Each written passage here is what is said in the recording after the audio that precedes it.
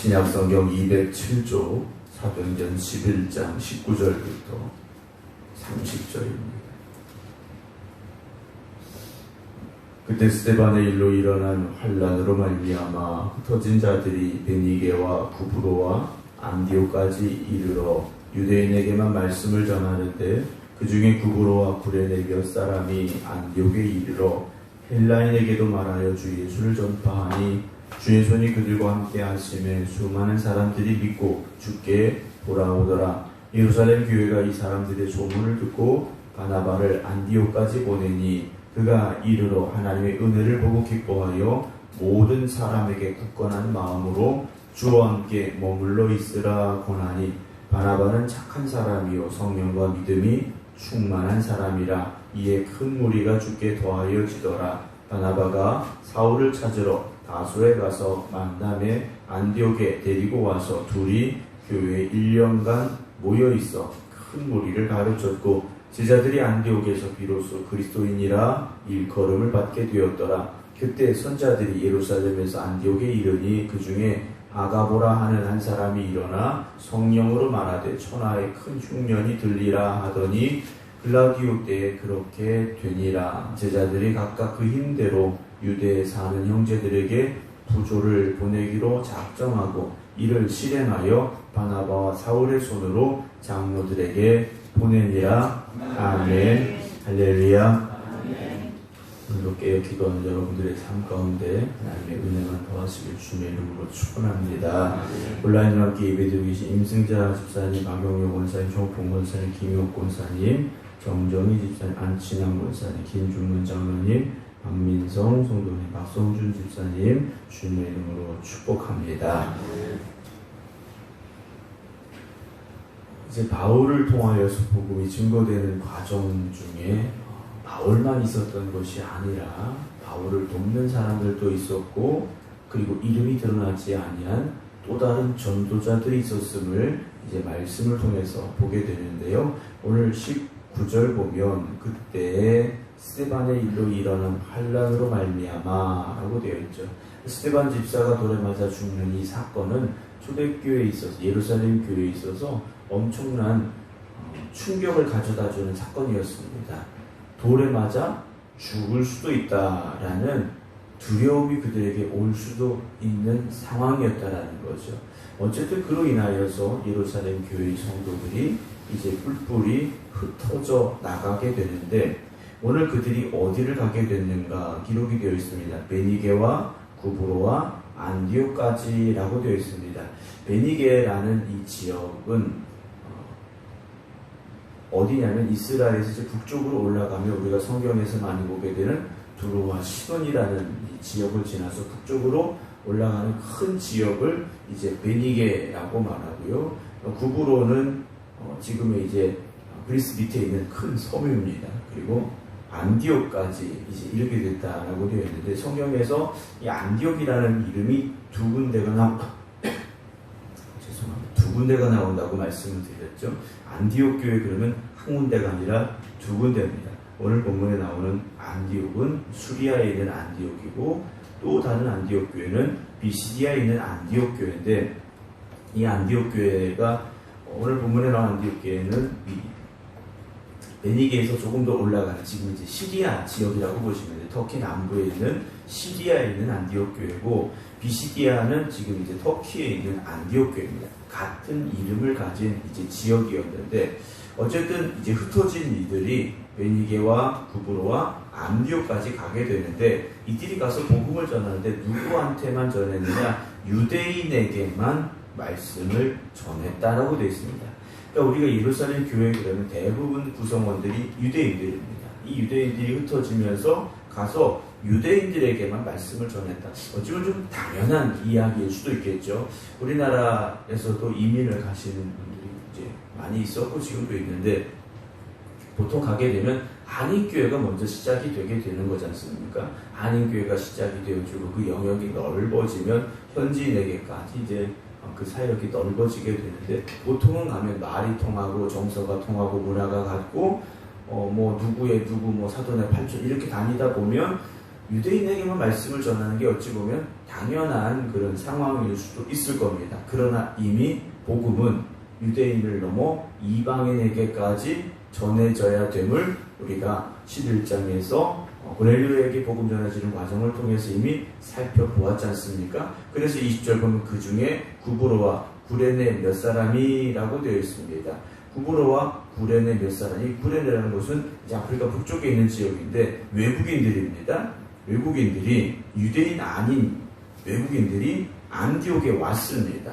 이미 유대인들이 복음을 전하고 있는, 누구에게? 유대인에게 복음을 전하고 있는 이 수리아의 안디옥 교회까지 왔는데, 이 구브로와 구레네 윗사람은 유대인이 아닌 이방인들이라고 볼 수 있죠. 이들이 누구에게 복음을 전했느냐? 헬라인에게도 말하여 라고 되어 있습니다. 헬라인이라고 되어 있는데 이 당시를 로마가 다 지배하고 있었던 시기이기 때문에 그냥 유대인 아닌 이방인 이렇게 보시면 됩니다. 꼭 뭐 헬라인이라서 뭐 로마 사람 뭐 이렇게 보시는 것이 아니라 그냥 이 수리아 안디옥에 살고 있었던 이방인들에게 복음을 전했다라는 거죠. 이방인들이 이방인에게 복음을 전하는 일이 일어난 겁니다. 복음은 무엇이었느냐? 다른 거 아닙니다. 주 예수를 전파했다라는 거죠. 예수께서 그리스도가 되어지심을, 그분이 메시아임을, 하나님의 아들이심을, 그리고 그 십자가의 복음을 그들이 전했다라는 거죠. 그렇게 복음을 전하는데 21절에 주의 손이 그들과 함께 하시네 그랬습니다. 이들이 가서 지식을 전한 게 아닙니다. 복음은 지식이 아닙니다. 복음은 지식이 아닙니다. 우리가 성경을 열심히 공부해가지고 이게 복음입니다. 물론 말할 수는 있겠죠. 그러나 우리 안에 그 신앙의 고백이 담겨져 있어야 됩니다. 그 복음이 나에게 확신이 되어져야 되고 내가 구원받음에 대한 진정한 고백이 있어야 된다는 거죠. 그럴 때 우리가 가서 복음을 전하는데 주의 손이 그들과 함께 하심에 수많은 사람들이 믿고 죽게 돌아오더라라고 되어 있어요.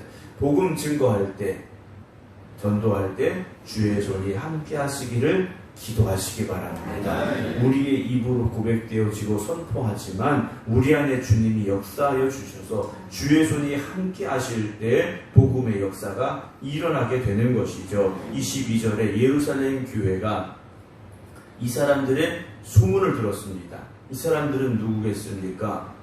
구브로와 구레네 몇 사람이 이방인들에게도 복음을 전하여 이들이 예수 믿고 죽게 돌아오는 역사가 일어났음에 대한 소문을 듣고 한 사람을 파송하는데 그 사람이 누구였느냐? 바나바라는 사람입니다.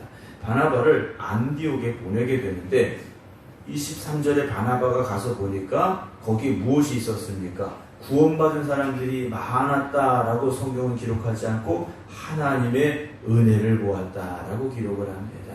그곳에 하나님의 은혜가 임하였다라는 거죠. 예수 믿고 구원받는 그 자리에 하나님의 은혜가 임했고 구원받은 이들의 삶 가운데 하나님의 은혜가 있었고 라고 볼 수 있지 않습니까?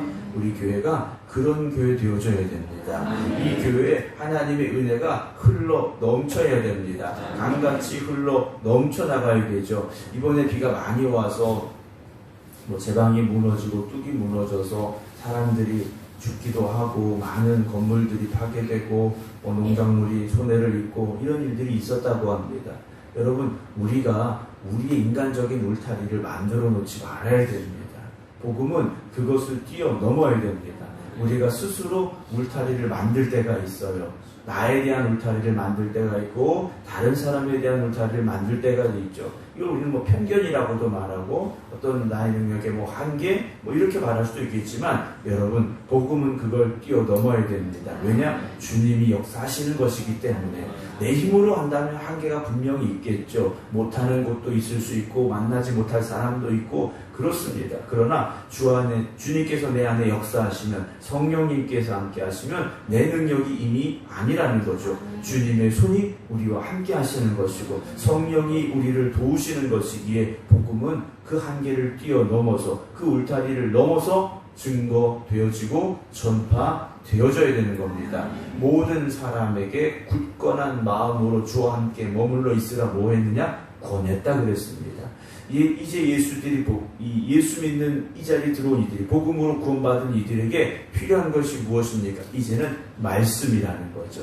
말씀으로 양육이 되어져야 됩니다. 단지 예수 믿고 내가 죄인임을 깨닫고 나 구원받았어, 여기서 머무르면 안 된다라는 거죠. 그 뒤에는요, 말씀을 배우고 말씀으로 성장해 나가야만 된다라는 겁니다. 대부분 예전에 부흥회하고 교회에서 부흥회하고 그럴 때 예수 믿지 않는 사람들이 들어와서 막 은혜 받고 이런 일들이 있지 않습니까? 그런데 그 신앙이 오래 가는 경우는 말씀에 양육이 있고 말씀을 깨닫고 말씀에 깊이 있는 사람들은요, 벗어나지 않고 흔들리지 않는데, 단지 그때 부흥의 어떤 분위기, 이것에 취한 사람들은요, 그 뒤에 다시 세상을 향해 나가는 경우들이 종종 있었음을 저도 보았습니다. 여러분, 복음으로 우리가 구원받았고 이제는 그 복음으로 우리가 양육되어지고 말씀 위에 굳건히 설 수 있는, 그래서 반석위에서는 우리 모두가 되길 주의 이름으로 축원합니다. 그래서 말씀 위에 굳건히 선 교회는요, 흔들리지 않습니다. 초대교회가 얼마나 큰 환난을 만난 겁니까? 스데반이 돌에 맞아 죽고요, 핍박당하고요, 여차하면 죽을 수도 있고. 그런데요, 복음은 전해졌지 않습니까? 성령님께서 역사하셨고 그들이 말씀을 붙잡았기 때문이라는 것이죠. 그때 보낸 바나바에 대한 설명이 나와 있는데 24절에 바나바는 어떤 사람이었느냐? 제일 먼저 나온 게 뭡니까? 착한 사람이요 그랬습니다. 그리고 성령과 믿음이 충만한 사람이라고 되어 있습니다. 7 집사를 세울 때도 성령과 믿음이 충만한 사람들을 세웠는데 오늘 이 바나바는 한 가지가 더 있습니다. 착한 사람이었다는 거죠. 착한 게 크게 영향이 있을까 생각을 합니다. 그러나 오늘 우리는요, 착한 사람들이 되어져야 됩니다.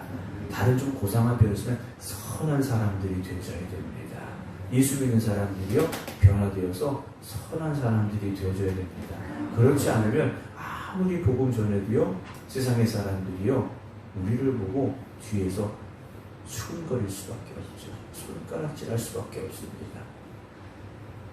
우리가 주님의 말씀으로 거듭나고 변화되고 새로워져서 이 악한 세상 속에서 착한 것이 뭔가를 좀 보여줘야 되지 않겠습니까?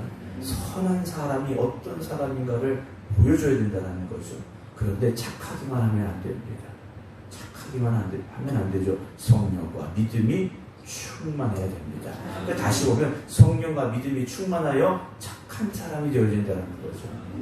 성령과 믿음이 충만하여 착한 사람이 되어줘야 되고요. 이 바나바가 가서 사역을 합니다. 그랬더니 큰 무리가 죽게 더하여졌더라 라고 되어 있습니다. 저는 우리 생각교회 모든 성도 여러분들이 성령과 믿음이 충만하여 선한 삶을 살아갈 수 있기를 주의 이름으로 축원합니다. 이렇게 되면 전도가 어려운 게 아니죠. 전도가 어려운 게 아닙니다. 영혼을 구원하는 게 어려운 문제가 아니라는 거죠. 우리가 살아가는 삶을 보여주면 되는 거지 않습니까? 25절에 바나바가 사울을 찾으러 다소에 갔습니다. 사울이요, 자기 지역 고향인 다소에 갔는데 바나바가 왜 찾아갔느냐? 함께 일하자고 바울을 찾아간 겁니다. 함께 일하자고 사울을 찾아간 거예요.